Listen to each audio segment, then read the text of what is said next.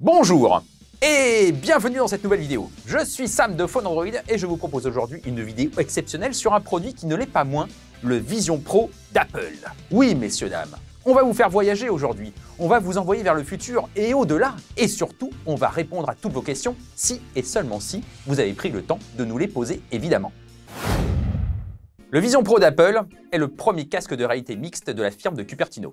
C'est un produit à part, 25% MacBook, 25% MetaQuest, 25% Microsoft HoloLens et 25% Apple TV. Et encore, cette première description n'est pas tout à fait exacte, parce que le Vision Pro, c'est tout cela à la fois et pas vraiment. C'est le premier produit grand public à proposer une interface spatiale. Cela veut dire que vous jouez d'une certaine manière dans votre environnement sans pour autant être connecté entièrement avec. Ah, je sais, c'est un peu obscur tout ça. Le Vision Pro est un produit grand public dans la mesure où tous les consommateurs peuvent l'acheter. Il n'est pas réservé aux professionnels. En revanche, il n'est pas accessible à tous les budgets. Vous devrez débourser 3 500 $ pour la version 256 Go, 3 700 $ pour la version 512 Go et 3 900 $ pour la version 1 Tera. Et vous devrez aller jusqu'aux États-Unis pour le récupérer, puisqu'Apple ne vend pas le Vision Pro en France. Mais quelques petits malins proposent déjà le casque sur eBay et les marketplaces de Rakuten, Pixmania, etc. Vous avez aussi la possibilité de le prendre chez Nextmobile, une plateforme de location de produits électroniques. Chez eux, le casque est à 170 € par mois avec un apport de 300 € au départ. Notez que Nextmobile nous prête cet exemplaire Vision Pro dont vous pouvez retrouver le test complet sur phoneandroid.com.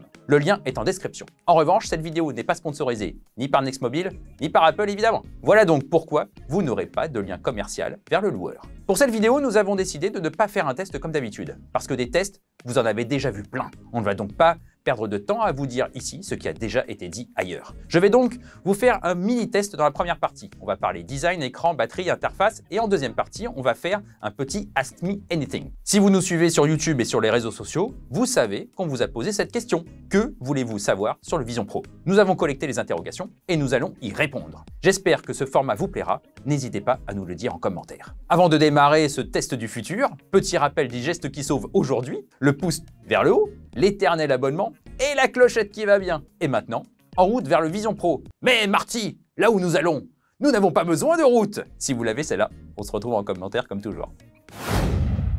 Et on commence par faire le tour rapide du produit. Le Vision Pro se présente comme un casque de réalité virtuelle. Plein d'éléments sont intéressants dans ce casque. D'abord, il y a plusieurs parties amovibles qui s'attachent grâce à un système d'aimant très pratique. Ensuite, il y a des matériaux nobles, du verre minéral, du métal, du tissu et 2 renforts en plastique, c'est le moins sympa. À l'intérieur de ces parties en plastique, vous avez des haut-parleurs très qualitatifs, très larges et très puissants. Si puissants que vos voisins peuvent entendre ce que vous écoutez. Attention donc à ne pas mettre trop fort. En outre, ils sont compatibles audio-spatial. Ici, cela a du sens puisque l'interface est spatiale et qu'Apple veut promouvoir les contenus immersifs. À l'avant, vous pouvez voir des caméras partout, sur la tranche aussi, et même à l'intérieur. Le but est de filmer en 3D, de capturer les mouvements des yeux et des mains. Les lentilles peuvent être changées pour ceux qui ont un problème visuel, mais cela veut dire qu'il faut payer des verres correctifs spécifiques, et ce n'est pas remboursé par une quelconque mutuelle. Si vous portez des lentilles de contact, c'est mieux. Si vous portez des lunettes, ça casse les pieds. Toujours à l'avant, vous avez des aérations, parce que le casque chauffe quand même un peu. Heureusement, il y a un ventilateur à l'intérieur qui aspire l'air et le rejette par le haut. Ce ventilateur est très discret. À l'arrière, il y a un connecteur pour la fameuse batterie, dont le cordon propriétaire mesure un bon mètre. Vient ensuite le système d'attache. Vous avez 2 systèmes proposés avec le casque. Soit un tour de tête simple, soit une double boucle qui passe derrière la tête et au-dessus. Si vous choisissez la première, vous avez une molette de réglage pour ajuster le casque. Il vaut mieux toujours serrer plus que pas assez pour garder une précision idéale dans la détection des yeux, des mouvements de la tête et des mains. Si vous choisissez la seconde, vous passerez plus de temps à régler les 2 sangles. Mais il est certainement un peu mieux à la longue car il répartit mieux le poids du casque sur l'ensemble de la tête. On finit avec quelques informations pratiques. Le casque pèse entre 600 et 650 grammes selon les accessoires que vous utilisez. La batterie pèse 350 grammes, mais une fois dans une poche, elle se laisse oublier. Une fois le casque sur la tête, vous avez devant les yeux un écran 3D stéréoscopique de 23 millions de pixels. La technologie est micro OLED. La résolution est extrêmement élevée et la taille du pixel est très faible. Vraiment, cet écran est très bon et vous ne verrez jamais le grain. Si vous en voyez, ce n'est pas à cause de l'écran en lui-même, mais à cause de la source que vous regardez. Quelques exemples. Si vous regardez un film en Full HD et que vous étirez la surface d'affichage, il y aura un upscaling et forcément vous aurez une moins bonne définition. Si vous regardez un écran au travers du Vision Pro, vous aurez une moins bonne qualité que si vous regardez ce même écran dans la vraie vie, voire même il sera complètement flou. Et plus généralement, la vie vous semblera un peu plus artificielle au travers du Vision Pro. Les parallèles ne sont pas respectés, les couleurs sont délavées, les textures sont lissées. Le Vision Pro mériterait peut-être de meilleures caméras. Grâce à ses capteurs d'environnement, le Vision Pro gère très bien la luminosité ambiante. Il peut tamiser la lumière artificiellement pour réduire le stress visuel de l'utilisateur. C'est notamment le cas quand vous regardez un film par exemple. Comme au cinéma ou dans votre salon, le Vision Pro adapte la luminosité ambiante. C'est très chouette. Attention en revanche, certains contenus peuvent provoquer des reflets désagréables sur les lentilles. Le filtre anti-reflet peut donc être amélioré. Passons sur quelques données techniques intéressantes. Le Vision Pro s'appuie sur la plateforme Apple M2, que vous avez aussi dans certains Mac. Il est très puissant, ce qui explique pourquoi le casque n'a pas besoin d'ordinateur pour fonctionner. Vous avez également 16 Go de stockage unifié, et ça, c'est plutôt cool. La puissance est suffisante pour faire tourner toutes les applications, et la dissipation active permet de réduire la sensation de chaleur lors de séances d'utilisation un peu longues. Le Vision Pro est équipé de connexions réseau, d'abord du Wi-Fi pour se connecter à Internet et à toutes les applications visuelles, et du Bluetooth pour connecter des accessoires, AirPods, trackpad, clavier, pour remplacer l'exécrable clavier virtuel de Vision OS. Et manette de jeu, bien évidemment. Miam miam.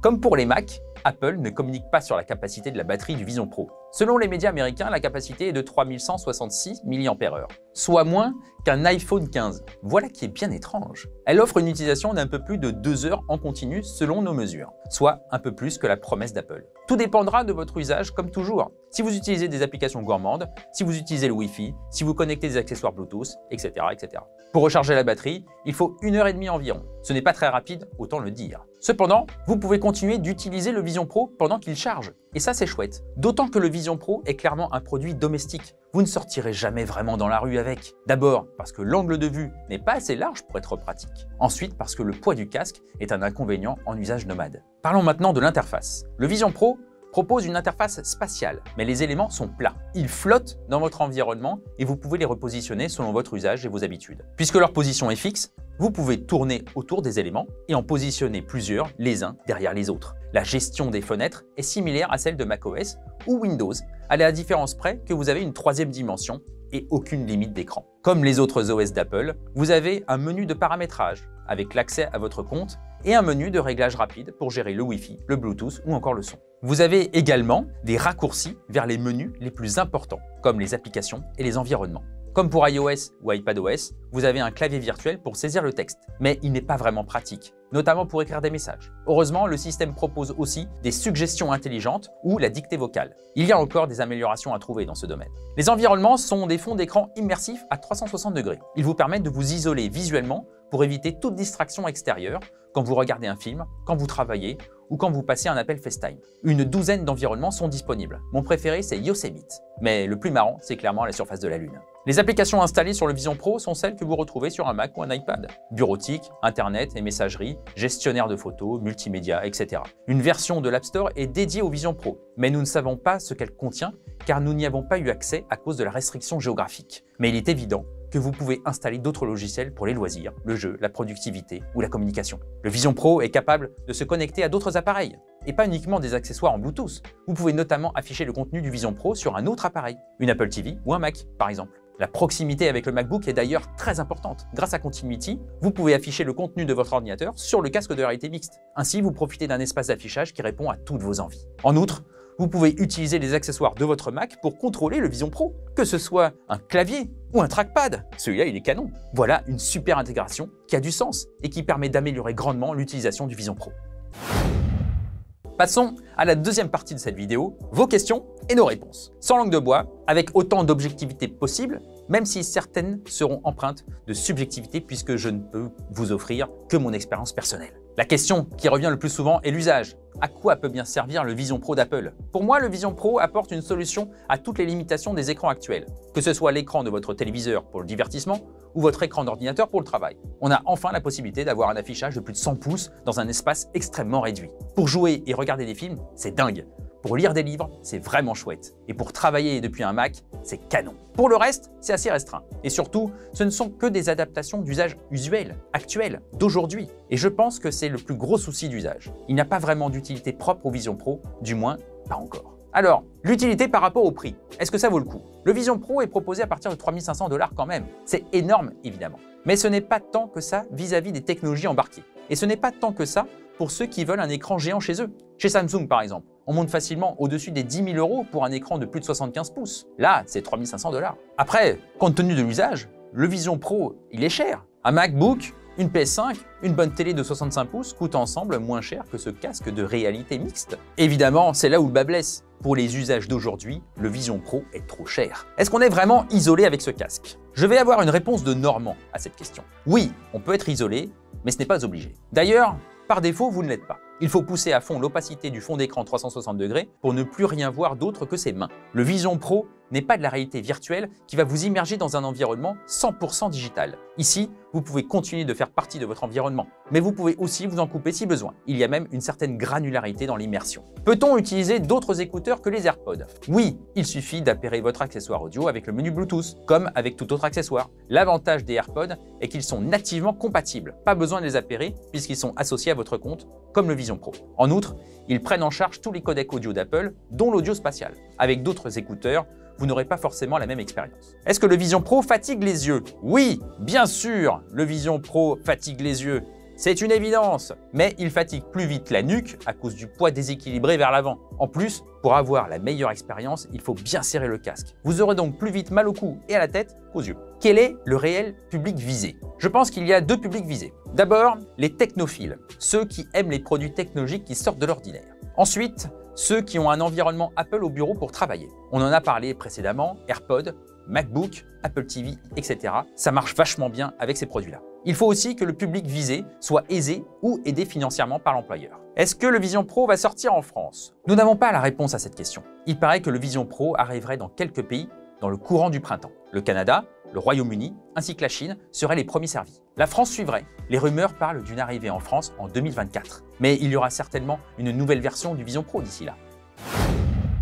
Alors, qu'est-ce que je pense du Vision Pro? C'est un produit d'avenir, c'est certain. Les interfaces spatiales seront certainement la prochaine évolution de l'électronique et de l'informatique. Donc technologiquement, je trouve que c'est un produit incroyable avec d'excellentes technologies à l'intérieur. Bien sûr, il y a quelques défauts au niveau de l'ergonomie, de l'autonomie, de l'interface. Mais le Vision Pro est une vraie belle fenêtre sur le futur. Mais ce n'est pas un produit que je vais vous conseiller d'acheter aujourd'hui. Le louer, à la rigueur, pourquoi pas, mais pas l'acheter. Pourquoi? Parce qu'il n'y a pas encore un usage qui le justifie aujourd'hui. En outre, Apple améliorera son concept avec les prochaines générations. Autant attendre avant de se jeter sur ce premier modèle, même s'il est déjà très qualitatif.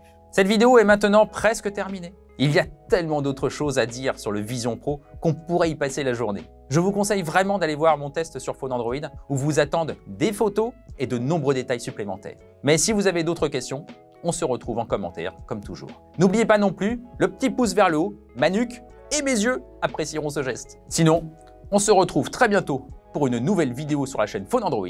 D'ici là, portez-vous bien.